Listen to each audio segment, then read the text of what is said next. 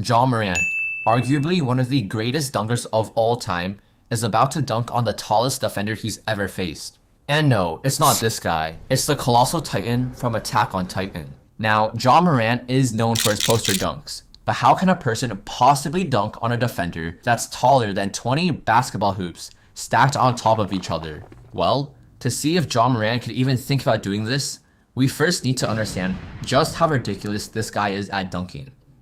In 2022, against Minnesota, Morant basically jumped over an entire human being. Like, he's getting so high here that the defender has Morant's balls in his mouth.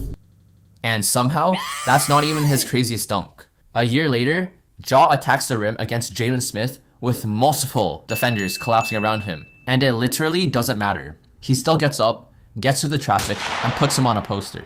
But the important thing is that Ja is not just jumping high, because against Boston, he goes up for the dunk. He sees the defender contesting him, and he literally changes what he's doing while he's in the air.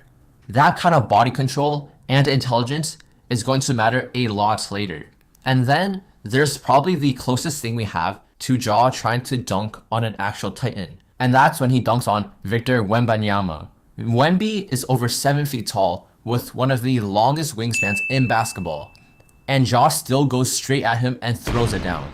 So yeah, jumping over people, getting through defenders, changing direction mid-air, and challenging giants, Ja Morant is the best candidate that we are ever gonna get. But let's not undermine the Colossal Titan.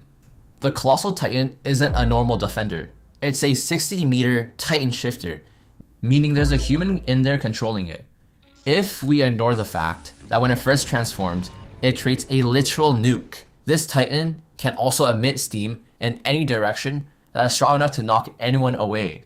To put this into perspective, Ja Morant is reported to have a meter vertical. This means he would need to jump around 50 times his personal best to even be able to reach the Colossal Titan, let alone the massive amounts of steam that would be pushing him away. So a normal dunk seems impossible, until we remember that Attack on Titan already gave us a workaround, and that is ODM gear. Which brings up a completely new question. Could Ja Morant actually use ODM gear? Think about it. In Attack on Titan, every single scout is absolutely shredded to the bone with the six-pack, because swinging around at top speed requires ridiculous core strength just to keep themselves from throwing up or snapping their backs. So, could Morant actually keep up? Short answer, absolutely. As an NBA point guard, Ja's whole playstyle is built around insane core strength, instant direction changes, and crazy mid-air balance, which means he's basically been doing ODM training his entire career.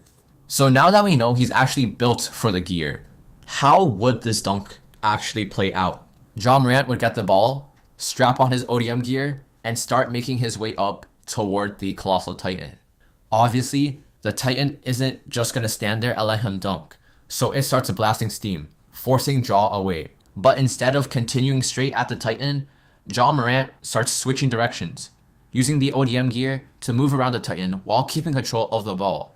And every single time the Titan tries to stop him, Morant changes direction again. Eventually, Ja gets high enough, and the Colossal Titan reaches out for the block. Ja changes his body mid-air, keeping the ball away from its hand, and gets past it, and somehow lands the craziest dunk ever, and puts the Colossal Titan on a poster.